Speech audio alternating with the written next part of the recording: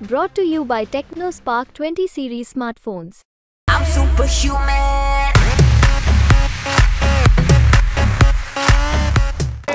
आप सबके बीच में एक भाई और एक बेटे का वादा है। मैं कभी अपने जीवन में यहाँ से नहीं चला हूँ, जो भी काम किया हूँ यहाँ से किया हूँ। अब भैया जीवन में बहुत धक्का लगा, बहुत चोट लगा, फिर भी ऐसे खड़ा हो।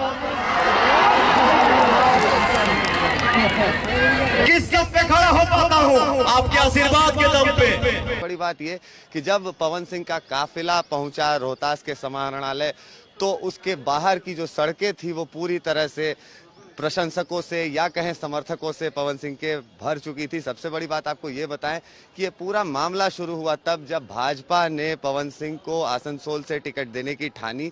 हालांकि पवन सिंह काफी उत्साहित दिखे और उनके कुछ वीडियोस भी सामने आए थे जिसमें वो काफी उत्साह में थे, उनके समर्थक भी उत्साह में थे। लेकिन उसके बाद जो परिस्थितियां बदली, उन्होंने उस सीट से, उस टिकट से मुंह मोड़ लिया और फिर उसके बाद से चर्चा चलने लगी कि क्या पवन सिंह राजनीति से वापस हो रहे हैं। लेकिन तब तक उन्होंने अपने सोशल मीडिया अकाउंट्स को काफी ज्यादा एक्टिव रखा था और बार बार इस बात को कह रहे थे कि वो इस बार चुनावों में अपनी दावेदारी पेश करने वाले हैं। क्यों?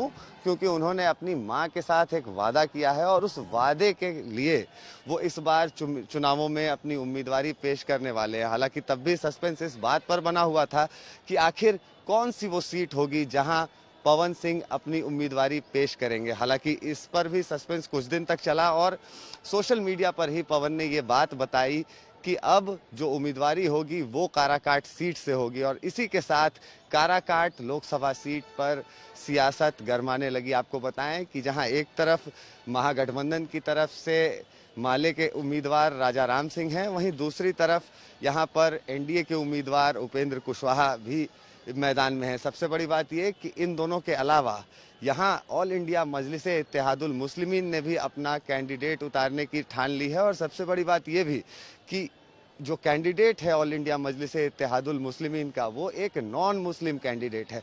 तो ये सारी जो बातें हैं सब मिलाकर सासाराम और आप कहें कि काराकाट जो लोकसभा सीट है उसको काफ़ी ज़्यादा रोचक बना देती है। और काराकाट में चूंकि अब तक जब से सीट का गठन हुआ है, यहाँ से सिर्फ और सिर्फ कुशवाहा उम्मीदवार ही लोकसभा जा पाए हैं। उस सब के बीच में पवन सिंह की दावेदारी और उसके बाद जो लगातार जो जन समर्थन उन्हें मिलता दिख रहा है, जनसंपर्क अभियानों में काफ़ी भीड़ देखी गई है। लेकिन अब भी ये बात पूरी तरह से क्लियर नहीं हो पा रही कि ये जो भीड़ है वो समर्थकों की है या प्रशंसकों की है। तो अब इस पूरे मामले पर बातचीत करने के लिए हम अपने संवाददाता का रुख करते हैं, मनोज का। मनोज, बताएं कि आखिर पवन सिंह क्या कुछ कर सकते हैं, कितना बड़ा फैक्टर होंगे काराकाट? सर, पहले मैं आपको बताऊं, जब काराकाट लोकसभा से चुनाव के लिए लड़ने के लिए पहले उपेंद्र कुशवाहा यहाँ आए थे। उपेंद्र कुशवाहा जो बोले कि और राजा राम सिंह दोनों के चक्कर में मतलब था कि हम लोग के आपस में था एनडीए और महागठबंधन का। लेकिन अचानक पवन सिंह के एंट्री होने के बाद ये हॉट सीट हो गया। उसके बाद प्रियंका चौधरी ने भी अपना के, और उसके बाद भी एक दीदी नौकरी वाली हैं, वो भी अपना निर्दलीय से चल रही हैं। मैं आपको बताऊं कि पवन सिंह के लोग इतने फैन हो चुके हैं। पवन सिंह सुबह या शाम लगातार दौरा पे रह रहे हैं। उनका सिर्फ हमने जब बिहार तक की टीम ने उनसे पूछा, क्या भैया आप बताइए, बिहार तक से बताइए, क्या आप जो चुनाव में वापसी हो रहे हैं, बीजेपी अगर आपको बुलाएगी?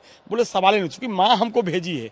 माँ जब हमको भेजी है, काराकाट जनता हमारी मालिक है। अगर काराकाट जनता नहीं चाहेगी तो मैं नहीं लड़ूंगा, और काराकाट चाहिए तो मैं लड़ूंगा। और सबसे बड़ा मोदी फैक्टर पर मोदी की तारीफ भी की है। मोदी का कि मोदी केंद्र में काम कर रहे हैं, लेकिन यहाँ सांसद तो काम नहीं करें, मोदी तो यहाँ नहीं करेंगे। इसलिए आप लोग अच्छे सांसद देखिए, और मैं जब जीत कर जाऊंगा डालमिया नगर से लेके अन्य बहुत जगह जो चीज पड़ा हुआ है उसको मैं करूंगा। और सबसे बड़ा चीज 18 से 35 वर्ष के युवक उनके साथ चल रहे हैं। और लोग कह रहे कि युवक जो हैं, जो एनडीए के लोग कह रहे कि अरे युवक तो वोट देने वाले नहीं है, पवन सिंह को सेल्फी है। तो बोला कि मैं उनसे साफ करना चाहूँ कि यही जो युवक हैं, आपको 18 से 35 वर्ष जो आपको सेल्फी लेते हैं, यही वोट में तब्दील होंगे और यही हमारे वोटर हैं, और यही हिंदुस्तान को जो तख्ता पलट सकते हैं। जैसा आपने साफ तौर पर सुना कि पवन सिंह अपनी उम्मीदवारी को लेकर काफ़ी कॉन्फिडेंट नज़र आ रहे हैं और उन्हें साफ तौर पर ये लग रहा है कि वो एक कमज़ोर खिलाड़ी न होकर एक ऐसे प्लेयर हैं जिन पर दावा लगाया जा सकता है, जिनके ऊपर आप कह सकते हैं कि इस बात को समझा जा सकता है कि वो भी इस रेस में हैं और काफ़ी ज़्यादा बुलंदी के साथ हैं। लेकिन सबसे बड़ी बात ये कि यहाँ जो चतुष्कोणीय मुकाबला हो रहा है, जो क्वाड्रिलेटरल कॉम्बैट हो रहा है, इसमें ये देखना होगा कि आखिर वोटर्स किसके पक्ष में मन बना रहे हैं। क्योंकि अगर इतिहास देखा जाए काराकाट सीट का, तो साफ तौर पर देखा गया है कि यहाँ से सिर्फ और सिर्फ कुशवाहा उम्मीदवार ही जीतकर लोकसभा जा पाए हैं। लेकिन फिर इसमें यह भी एक बड़ी बात है कि ये जो काराकाट सीट है वो एक ज़िले में नहीं बल्कि 2 ज़िलों में विभक्त है। कुछ हिस्सा इसका रोहतास ज़िले में आता है जो कि पूरी तरह से भोजपुरी भाषी क्षेत्र है, वहीं दूसरी तरफ जो औरंगाबाद का इलाका है वहाँ मगही बोली जाती है। तो सबसे बड़ी बात यह कि चूँकि भोजपुरी के स्टार हैं पवन सिंह, तो भोजपुरी भाषी इलाकों में उनका ट्रैक्शन होना लाजमी है। लेकिन अब देखना ये होगा कि जो औरंगाबाद की जनता है क्या वो भी उन्हें इतना ही पसंद करती है। चूँकि 3 जो विधानसभा की सीटें हैं वो रोहतास में पड़ती हैं और बाकी की जो 3 सीटें हैं, कुल 6 असेंबली सीटें पड़ती हैं आपको काराकाट कॉन्स्टिट्यूंसी में, और उसमें से जो 3 हैं वो औरंगाबाद में पड़ती हैं। तो ये सब मिलाकर ये पूरा मुकाबला काफ़ी रोचक होने की उम्मीद है। और सबसे बड़ी बात ये कि देखना ये होगा कि जब वोटिंग यहाँ होती है तो वोटर्स किसके पक्ष में जाते हैं। कैमरा पर्सन दीपक के साथ आदित्य वैभव,